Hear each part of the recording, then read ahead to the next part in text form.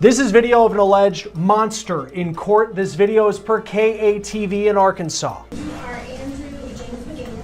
Andrew James McGann stood before a judge today for the first time accused of killing two parents who were hiking with their daughters in Devil's Den State Park. I have a ton of new information for you in this case today. We have surveillance video of McGann being arrested during a haircut. He was in the chair when detectives walked in. He was cuffed with the smock still around his neck. I'll also tell you what police say he told them in his interrogation. Here's video we received of McGann during his intake in the county jail. And then, on top of that, we have new information as well when it comes to his job as a teacher, because we have found another school district that seems to have hired him in recent years. This would be his fifth just since 2022. We're on the case, presented by Law&Crime. I'm Chris Stewart.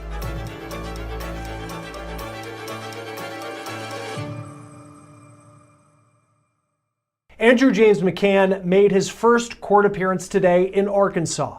This is video of McGann in court today per KATV in Arkansas. He was in a jail jumpsuit, didn't say anything during the hearing that lasted little less than 3 minutes. He has yet to enter a plea, but with the way that law enforcement has been talking about their investigation, it seems they believe they have this man dead to rights. And that's not just a figure of speech, because prosecutors could go for the death penalty if he is convicted. And I'll get to what prosecutors said about the possibility of that in just a moment. And also, we are learning some new pieces of evidence that police say they have in this case. I'll talk about that in just a moment. We also have new video of McGann arriving at the Washington County Sheriff's Office in Arkansas after his arrest. The video is about 11 minutes long and was sent to us this morning by the Sheriff's Office. And you can see in this video he's wearing the same shirt as you see him wearing in the barbershop when he was arrested while he was getting a haircut. This is video that barbershop put out to the media of McGann sitting down in the chair, and you can see his hair is over his face. The barber said that they don't believe that he wanted anything cut off the top of his head because he was using his hair to cover his identity. Also, the barbershop told us that he wouldn't give his name when he first showed up, and it was about 4 minutes into his haircut that detectives entered. Those at the barbershop say they heard detectives ask McGann if the car he parked outside was his, and he said yes. Here's video of McGann walking into the barbershop. That dark car matches the description of the vehicle that police say he allegedly fled Devil's Den State Park in after murdering Cristen and Clinton Brink. The barber who was cutting McGann's hair when he was arrested went on News Nation last night. This is what she said when she was asked about what stood out to her. As I was examining his hair, his scalp looked very dry and matted. Interesting. Did he seem surprised that the cops were there for him, or because we've now heard the police have said that he has admitted to it, that he said, yes, I did this. Did he seem surprised when they got there? So I believe it was a detective. I don't remember his name. He came in, asked, whose car that was. And, he had his head down the whole time. And he really didn't, say anything until they're like, I believe it's your car. We are learning more information about the couple who lost their lives in this attack, and they're being called heroes for protecting their daughters, allegedly from McGann, who is armed with a knife in the woods of Devil's Den State Park, police say. It is important to know that Cristen and Clinton Brink, police say, did everything they could to protect their daughters. Now, this family had just moved to Arkansas from out of state. Clinton was going to start a new job on Monday as a milk delivery driver just 2 days after his murder. They were in the park, like so many families are on the weekends, hiking with their daughters who are ages 7 and 9. We also learned they have a third daughter who wasn't with them on the day of the attack. Police say that when they were attacked, McGann allegedly first went at the father, Clinton Brink, with a knife. Cristen, the mom, then rushed her 2 children to safety. They say she then returned to try and help her husband, but that is when police say McGann attacked Cristen, taking her life. The 2 girls ran to a visitor center, and there they were able to call 911. Here's what authorities said about this family at their news conference per KATV. They absolutely protected those girls to their fullest extent, to the point that it cost them their lives. We're in awe of this mom and dad. we're also in awe of these girls. Police put out this image in the days after the murders, allegedly of McGann, and a sketch of a suspect as they searched for clues. They say they were able to identify the type of car that McGann was driving as a black Kia, and they found one registered to him that he allegedly drove to that haircut before his arrest. This is video of that car being searched in the parking lot of the barbershop in Springdale, Arkansas. Police say McGann has no criminal record, and it's unclear if he has any documented mental health history. Police don't know a motive yet, and they also say that this crime was totally random. McGann and the Brinks did not know each other and had never interacted before. Police feel very confident about the evidence they have in this case, and here's why. This is what they said during yesterday's news conference. We did confirm this morning that our suspect's DNA has been a positive match to the DNA that we suspected to belong to our suspect at the scene. During an interview with investigators, the suspect indicated that he did commit these murders. We executed a search warrant at his residence. There were articles found there that are consistent with being involved in this particular crime. Before we get back to the latest out of Arkansas, I need to pause this moment of On the Case and give a big shout out to Odoo for sponsoring today's Law and Crime YouTube takeover. Odoo is an all-in-one business management software that provides a range of accounting, manufacturing, and sales applications. To grow a successful business, it is important to stay focused on the creative vision that matters, not get bogged down by things like invoicing and balancing the books. And that's where Odoo comes in. They are a one-stop shop game changer that gives users a clean, modern dashboard designed to provide all your business needs. Take Odoo's accounting tool. It utilizes smart AI to check balances, cash flow, vendor bills, and invoices all in one place. Or if you need help with manufacturing, Odoo's apps can actually sync your inventory to purchases and keep everything running smoothly in just a few clicks. From the assembly line to the sale, Odoo's easy-to-use software helps you manage it all. Right now, you can get a free 15-day trial of Odoo's all-in-one business solution to give your business the cutting edge. Head over to www.odoo.com/takeover. Police didn't go into more detail about what McGann specifically said to investigators during his interrogation and whether it was an outright confession. Now, as this horrifying case plays out now in the court system, there are some major questions when it comes to McGann's professional life. He was a public elementary school teacher, and we have found since 2022, McGann appears to have been employed by 5 different school districts in 3 different states. School was going to start in Arkansas next week, and that is where McGann was going to work in the Springdale public school system as an elementary school teacher. Here's a picture of a post that was deleted from the school's Facebook page that shows McGann as a new teacher. The Springdale School District told me that McGann never had contact with students or families because this was going to be his first year with them. Last year, McGann was reportedly a teacher in the Sand Springs, Oklahoma school district near Tulsa. That district released a statement to the media saying McGann resigned to move out of state. We've found, though, that Sand Springs was apparently the second school district he worked in just last year, because we found this picture on the Plano, Texas Independent School District Facebook page from August 2024, and it is a post that is welcoming back staff. And when you zoom in on the picture, there in the red polo shirt is Andrew James McGann. Now, it's unclear what the circumstances are surrounding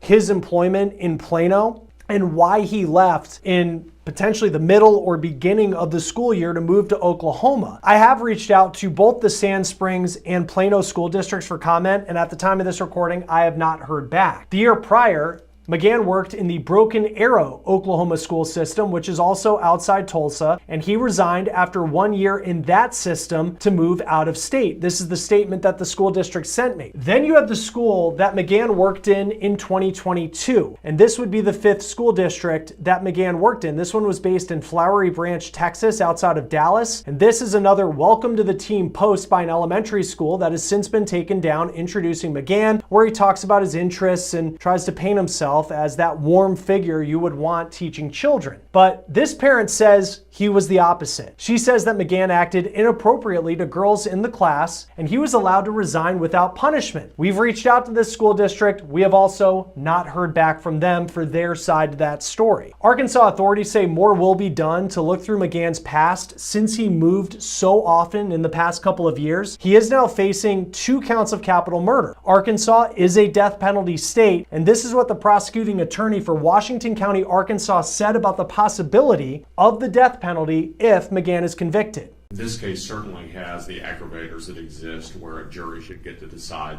what the punishment for this defendant is. It is my intention to pose that to a jury. McGann is being held without bond. His next court appearance is scheduled for August 25th. Joining me now is retired FBI agent and attorney Bobby Chacon. Thank you for taking the time to be with us as always on Law and Crime. This suspect is just, everybody does. I just find him so disturbing with the things we're learning about him. What stands out to you with just kind of the initial profile we're getting of Andrew James McGann? Well, I think like a lot of people, I'm struck by the randomness of the attack and the senselessness of it. It wasn't a robbery. It wasn't a jealousy. It wasn't a stalking thing. The randomness of it, no connection to these people at all. They're out on a hike on a normal sunny day with their 2 kids, in an area where people just do that kind of activity. They hike, and you should be able to enjoy the day. And suddenly, some random, unconnected maniac appears and stabs these people to death violently and viciously.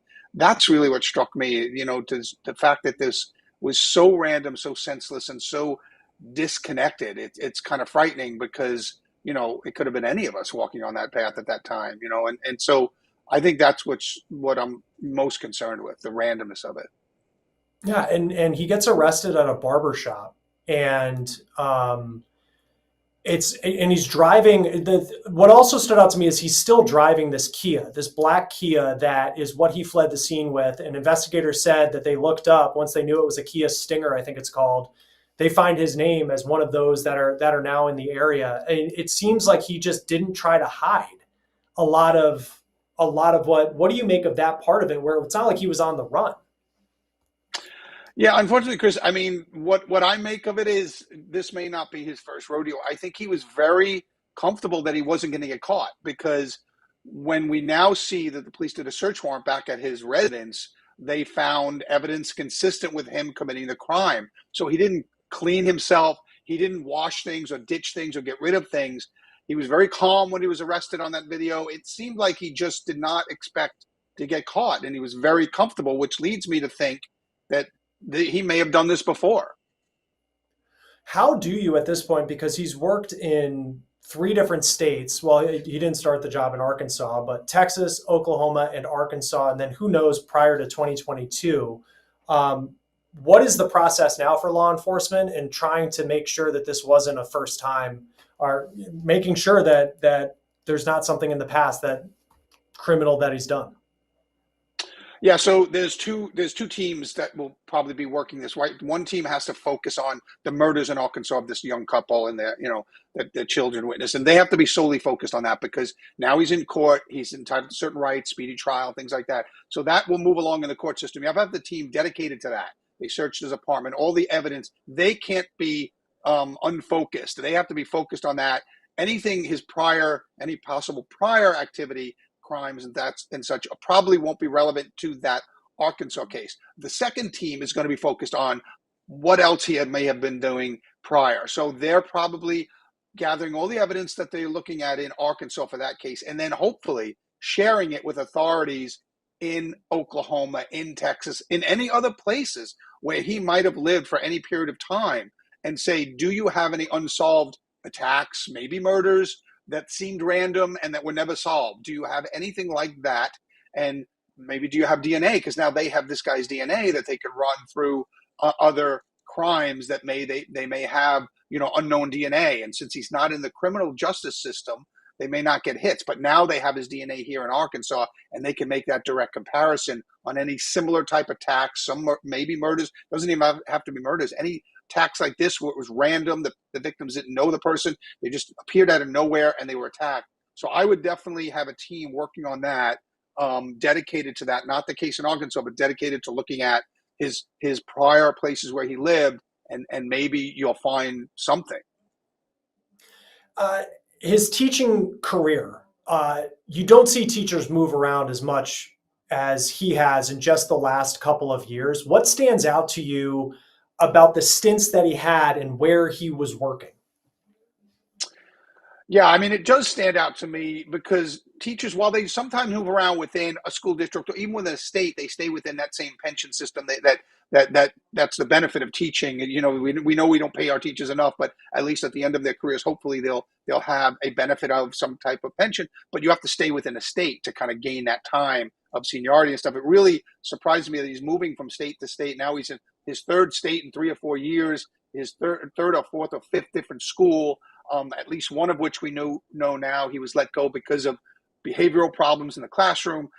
So really, he's been very transient. You know, we all have our favorite teachers. I've had favorite teachers when I was in elementary school. I still remember them, and they were there for years, 15, 20, 25 years. That's the kind of profession it is. Teachers are very dedicated. This guy seemed to be moving around a lot into different schools and even different states for a teacher that wants to kind of have an impact on young people. I think he was a fifth grade teacher, and that's kind of, you're moving from that, the ABCs to really kind of learning and getting them motivated towards learning before they enter secondary school or middle school. And so it's really surprising to me that he moved around so much. It doesn't seem like, teaching was his calling. It seems like he was using a profession like teaching to move around, because teachers can get employed anywhere. If you have your teaching certificate, even if you move to a different state, you can apply online and get your teaching certificate there. Kind of like nursing could move from state to state. My whole family is nurses. And so you can, it's one of those professions where you can move around and still be employed. It's not specific to a location. So it kind of told me that he wanted to work, but he wanted to be able to move around quite often. And obviously that's what he was doing. I think also the image of who was then the person of interest when it was first put out, of the person from behind, and they're just dressed in all black, and he had these like fingerless gloves on when all this happened, apparently. To have like the kind of comparison of like the teacher photos he has where he's smiling and he's trying to look super warm, and then he's dressed as like what you would imagine a predator, a killer, a monster would be dressed as to commit this type of crime. Just when you look at suspects like this in these cases, how is it that they're able to live what appears to be just two completely separate lives? Well, I mean, normally, look, if this was a teacher that you told me was employed by the same school district for the last 10 years and has kids that are, remember him from years ago that now, attribute their success academically to one of these teachers that they had in the fifth grade, that would be one thing. But the fact that this guy was moving around from school to school to school tells me he probably wasn't a good teacher. I mean, that's the first sign. He probably wasn't a good teacher. He probably wasn't a very dedicated teacher. He probably wasn't really connected with his students because, people stay in the same school because they teach one child and then they may teach the sibling of that child. I mean, I had teachers in middle school that had taught my older brother and sister. I was the third one in my immediate family being taught by the same teachers. So, he didn't seem to be that type of teacher. And so it immediately told me that this is not the kind of teacher that, you would be surprised at if they committed this crime. It seems like he was using his profession for another purpose. And, we could find that that's what was happening. And if this isn't the first, I mean, we don't know. And Arkansas authorities have said that they are, and with the FBI, going to be looking into, everything we're talking about of the work in the different states. But I'm not going to say how likely is it, because I don't want to speculate too much. But for it to be the first time to suddenly dress like a ninja and go into the woods with a knife and attack a family, what would you be looking for to think of what built up to the point where he would have done this?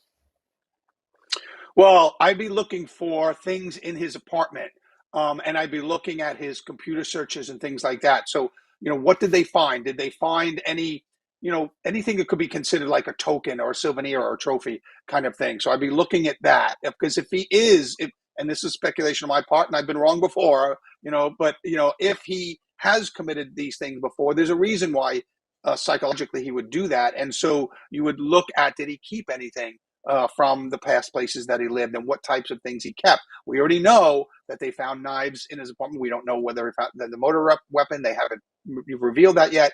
But they did say they found things in his apartment consistent with at least this Arkansas murder.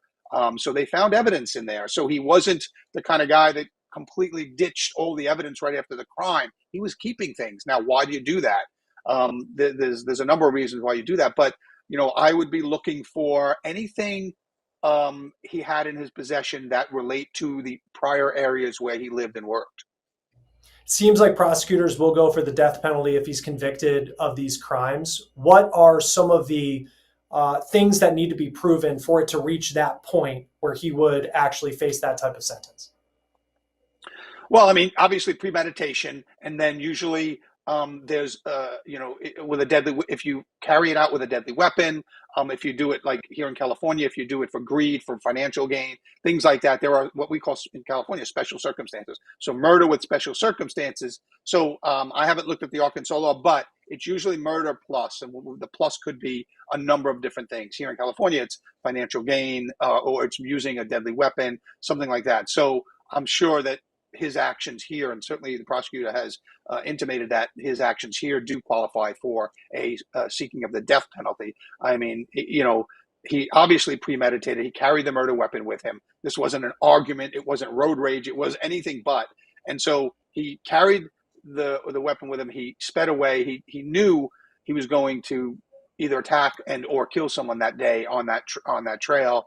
And unfortunately, this loving couple with these great kids happened to be in the wrong place at the wrong time.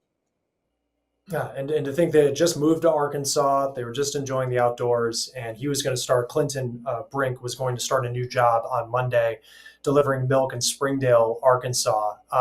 Yesterday, authorities said they have DNA, they believe links McGann to this crime. They also say that during his interrogation, he admitted that he did this. And yet here he is in court. He has a public defender. From his standpoint, I mean, from the defense's standpoint on this, how do they approach this case if they have him on video saying that he did it and he's been Mirandized and all of that and DNA, what happens next? Yeah, I know people get a little frustrated. How could he stand up there and plead not guilty? Now, he hasn't entered a plea yet. He probably will next week. I think there's another court appearance next week where he has to enter a plea. I wouldn't be surprised if he does enter a not guilty plea, even though, and people say, why and how can he do that? Well, the lawyer's just protecting him in a way that, if they're going to seek a plea deal, and I hate to use the word deal because, the prosecutor might have all the cards in this case, so he may plead to an indictment. Usually they don't plead to, and as we just saw in Idaho, they don't plead to the death penalty, although some have wanted the death penalty. Some killers that I've been associated with have wanted the death penalty. But so what they do is they plead not guilty so that they can then start entering into negotiations with the prosecutor's office about what kind of things the prosecutor would accept as part of a guilty plea. And so that's the negotiations that will start taking place with his public defender, because we saw in the court today, there was what they call an indigent affidavit, which means he can't afford his own lawyer. And then part of Miranda is if you can't afford a lawyer, the court will appoint you one. And that's what happened today. He filled out an affidavit that said, I swear to this and I can't afford a lawyer. And the court appointed him one. In this case, the public defender's office. And so he's got a lawyer, and between the public defender's office and the prosecutor's office, they will start negotiating how we get this guy to plead guilty and what conditions it is. Now, of course, the strength of the case gives leverage to one side or the other. In this case, it seems like all the leverage is with the prosecutor's office. They already have apparently a videotaped confession. They have DNA from the crime scene that goes back to his apartment and his own DNA at the crime scene. So I think that, the prosecutor's office is in a strong position. And so it's going to be interesting to see what kind of deal they come up with. And now, if he does, in fact, plead not guilty in court next week, it's really only to give his public defender's team the time to negotiate that kind of deal with the prosecutor's office. And the prosecutors are not required to offer a deal. If they wanted, they say, we want this to be a death penalty situation. Like they don't have to pick up the phone and call. That's right. They don't. And normally it is defense, as we just saw in Idaho, it is the defense that picks up the phone and calls and says, hey, what kind of deal are you willing to what kind of deal are you willing to even offer if we were to go down that road? And no, but obviously it's a deal. The prosecutor doesn't have to offer a deal, and the defense doesn't have to accept a deal. It's the defense right to go to trial and make the government prove beyond a reasonable doubt that he committed this crime, and he has no obligation to put forth a defense or why or anything. He has no obligation to say anything. He could just sit there quiet, not say a word, and make the government prove its burden beyond a reasonable doubt. Now, in this case, of course, we're hearing that he's already confessed, and so that kind of much more changes that dynamic. And so going forward, it's not a case, I don't think, where he's not going to be trying to fight it and try to go to trial, unless we start hearing that his defense team, sometimes they file a motion to overturn the confession, that it was gained through coercion, or he didn't know what he was saying, or whatever. So that becomes good police work if you make sure you Mirandize him on camera and that he understands his rights and all that kind of stuff. But the defense sometimes tries to have that thrown out, has the confession thrown out. If we see a not guilty plea next week followed by a motion to suppress the video confession, then that's more of an indication that he's now going to try to fight it. But we'll see in time. And this sadly happened on Saturday, but it's been less than a week. Authorities were able to make an arrest. They seem to have a lot of evidence already in this case. What do you make of the police work that was done? Because I think a lot of times we take for granted what goes into making these type of arrests and these types of cases. What do you make of how authorities in Arkansas handled this week? I thought it was amazing police work because there's no association between the victim and the perpetrator, and there's no association between the perpetrator and this park. In other words, he wasn't a guy that hiked there every week or whatever. So when you have those two random things, it's very hard to figure out who your suspect pool is, who falls into the suspect pool. But in this case, it was another lightning fast arrest in a complicated murder case that you have randomness to. And I believe, and I said it initially, and the police have actually said it as well, is that those two little girls provided crucial details to start the police on the road to finding who this guy was. That and the witnesses in the parking lot of that park where the trailhead was, who saw the vehicle. And so I think those two little girls are heroes. The mother's a hero. She apparently escorted them out to safety, probably back towards the parking lot when, she probably saw people in the parking lot and told the daughters to run towards those people, and then went back to try to help her husband, and then was unfortunately was murdered with him. But I think that it was great police work, all started by those two little girls, 7 and 9 years old. God bless them and keep them in your prayers, because they're going to need a lot of help based on what they've witnessed and the trauma that they're now facing now and probably in their future. And so I think that it was lightning fast police work. They found out who this guy was. They made the arrest. They did the search warrant. They got the evidence they need. I mean, all, like I said, lightning fast, and in such a random crime. I give a lot of credit to the police in this case. I give a lot of credit to those little girls and all the witnesses that, came forward so quickly and gave detailed and accurate descriptions to get this guy off the street, because, there were many more people in danger if this guy stayed out. Yeah, and he was going to be in a classroom with children once again next week if he had not been arrested. Just a scary story and well put about these parents and everything they did to protect their daughters in that moment. Bobby Chacon, it's always great to have you on Law and Crime. Thanks for being with us. Thanks, Chris. Thanks for having me. That will do it for On the Case, presented by Law and Crime. Subscribe to us on YouTube and Spotify. I'm Chris Stewart. We'll see you next time.